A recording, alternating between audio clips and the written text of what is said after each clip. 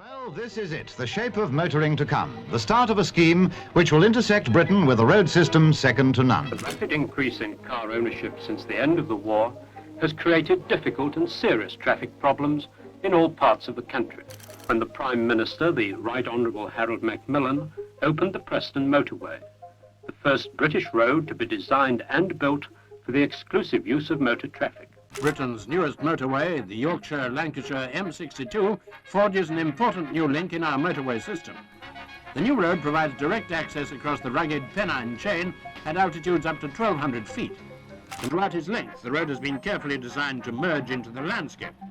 It now provides safe and rapid road travel between the heavily populated industrial areas. The 1960s, a time when the motor car was king and the UK was planning and opening new roads almost every day. And most, if not all, major cities from Belfast to London were going on a road building spree. And one of the most infamous of these schemes were the ringways. These were originally based off Abercrombie's Greater London Plan of 1944, and one of the routes were known as Radial Route 7, which by the late 60s was known as the M12. Now, this one is unusual, as confusingly there were 3 proposed routes, 2 of which would have started in Woodford, with the routes either going to Brentwood or Maplin Sands, then the 3rd route going from Brentwood to Chelmsford.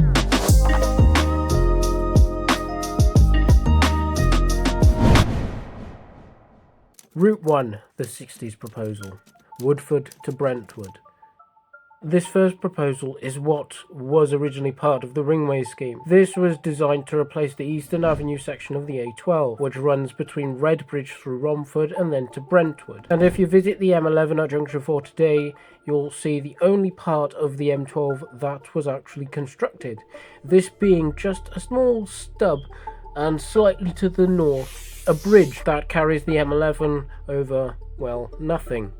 And this was engineered to merge with the M15, which I'll be discussing more in a later episode. This idea limped and lingered on until the early 70s, which by that time another route had been drawn up. Route 2, the 1970s proposal, Woodford to Maplin Sands. The second proposal would have run from Junction 4 of the M11 to the proposed international airport of Maplin Sands. The route would have followed the same alignment as the 60s proposal, however, when it intersected with the M25 it would have curved round with a spur going into Brentwood, and it would have run for almost 30 miles passing the town of Basildon before terminating at Maplin Sands Airport. But as you know, neither the airport nor the motorway were actually built. Route 3, the 80s and 90s, Brentwood to Chelmsford. The second route lingered on until the 80s. By that time, yet another route had been drawn up. This third route would have provided a bypass for the congested A12, and some sources suggest it would have started at Woodford and another at Brentwood.